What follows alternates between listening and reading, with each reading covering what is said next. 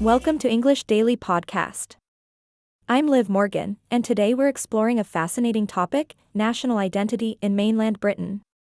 Let me start by sharing a story. A few years ago, a friend from Scotland visited London, and when someone asked her nationality, she proudly said, "I'm Scottish." This sparked an interesting conversation because, in mainland Britain, national identity isn't always straightforward. That moment made me reflect on how different identities can be within the UK. In today's episode, we'll unpack this complexity. In the 2011 census, for the first time, people were given the choice to identify as English, Scottish, Welsh, British, or even a combination. The results were surprising and reveal how history, traditions, and symbols shape our sense of who we are. Let's dive in.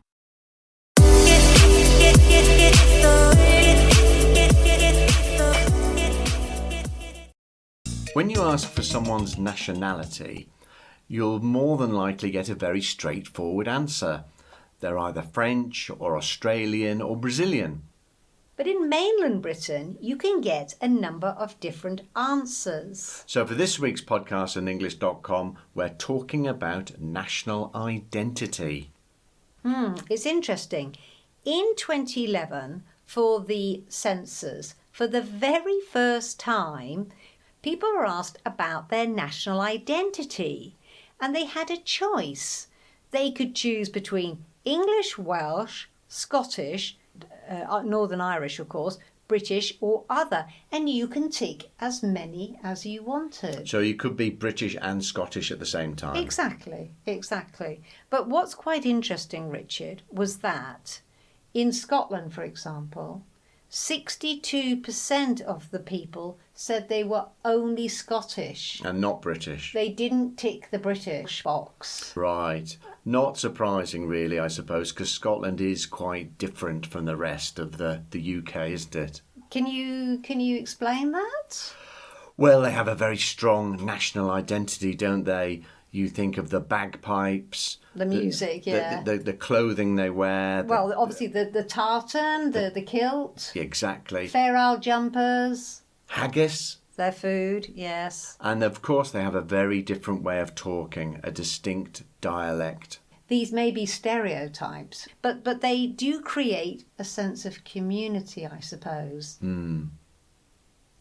So what about the Welsh then? What about them? Fairly similar, actually, Richard.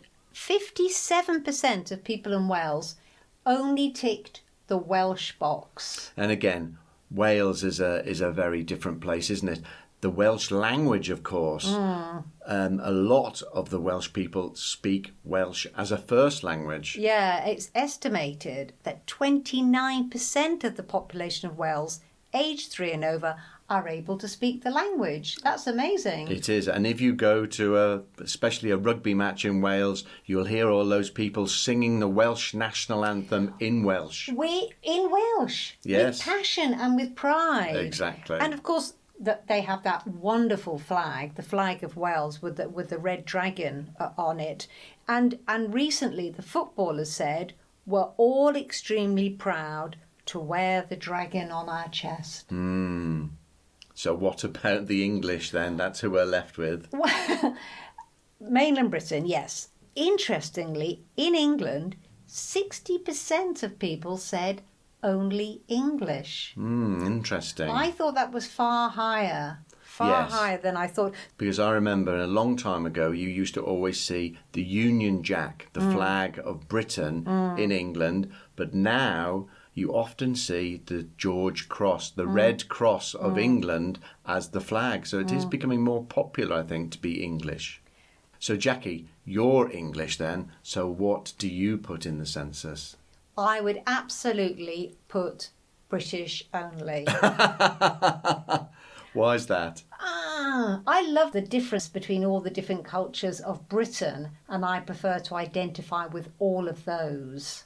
But I would say that the English do have a great sense of humour, a good sense of fairness, and actually a fantastic sense of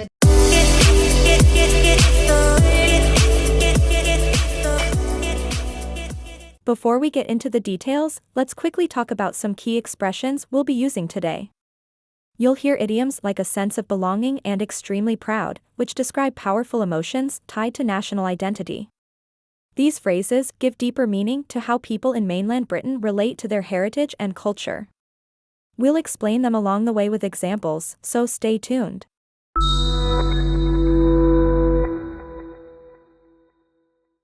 A sense of belonging. Explanation: feeling part of a group or community. Example: in Wales, the Welsh language and national anthem give people a strong sense of belonging, especially during big rugby matches. In passion and with pride. Explanation: doing something with strong emotion and a sense of pride. Example: Welsh rugby fans sing their national anthem in passion and with pride, making their love for their country clear. A long time ago. Explanation: referring to something in the distant past. Example: a long time ago, you'd often see the Union Jack in England, but today the George Cross is more commonly flown. Tick all the boxes. Explanation: fulfilling all requirements or expectations. Example: in the census, people in Scotland could tick all the boxes for national identity, but many chose only Scottish, not British. Extremely proud. Explanation: feeling a great sense of pride. Example: Welsh footballers said they were extremely proud to wear the dragon on their chest, showing just how important their national identity is to them.